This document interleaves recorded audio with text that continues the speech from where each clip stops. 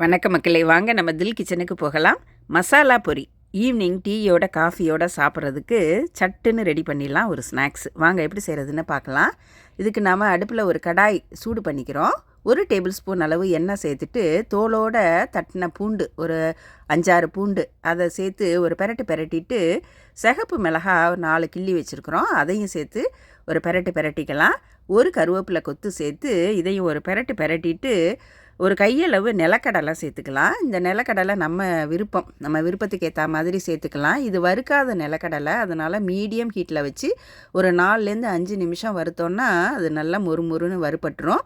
வறுத்த வேர்க்கடலைன்னா சேர்த்துட்டு ஒரு பெரட்டினா போதும். இதோட 1/2 டீஸ்பூன் மஞ்சள் தூள், இந்த உப்பு சேர்த்துருக்குறோம். இந்த உப்பு இந்த கடலைக்கு அந்த பொரியில் எவ்வளோ உப்போ அதுக்கேற்ற மாதிரி நாம் சேர்த்துக்கணும். காரத்துக்கு 1/2 டீஸ்பூன் தனி மிளகாத்தூள் சேர்த்துட்டு இன்றைக்கி நான் 4 கப் அளவு பொரி சேர்த்துருக்கிறேன். அதையும் சேர்த்துட்டு ஸ்டவ்வை ஆஃப் பண்ணிடலாம். நம்ம ஆஃப் பண்ணிவிட்டு நாம் அந்த பொரியை போட்டு கலக்கலாம்.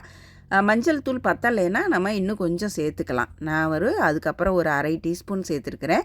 இப்போது இது எல்லாத்தையும் சேர்த்து நல்லா கலந்துட்டோன்னா அவ்வளோதான். நமக்கு இந்த பொரியை அப்படியேவும் சாப்பிட்லாம்.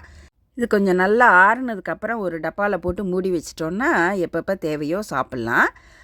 இதோடு நாம் இன்றைக்கி மசாலா பொரிக்கு கொஞ்சம் ஒரு பெரிய வெங்காயம் ஒன்று ஃபைனாக கட் பண்ணது, கேரட்டு நைஸாக துருவி வச்சுருக்குறோம், அதையும் அதோடு சேர்த்துக்கலாம். பச்சை கொத்தமல்லி ஃபைனாக கட் பண்ணியிருக்கிறோம், அதையும் சேர்த்துட்டு இந்த காய்கறிக்கு ஏற்ற உப்பு சேர்த்துக்கலாம். எலுமிச்சம்பழம் ஒரு பெரிய மூடி ஒன்று நான் புழிஞ்சிருக்கிறேன். அதையும் எலுமிச்சம்பழமும் புழிஞ்சிட்டு இதை சட்டுன்னு கலந்து விட்டுடணும். இது நாம் எப்போ பரிமாறுறோமோ அப்போ தான் இந்த வெங்காயம் கேரட்டு எல்லாம் சேர்த்து நாம் கலக்கணும்.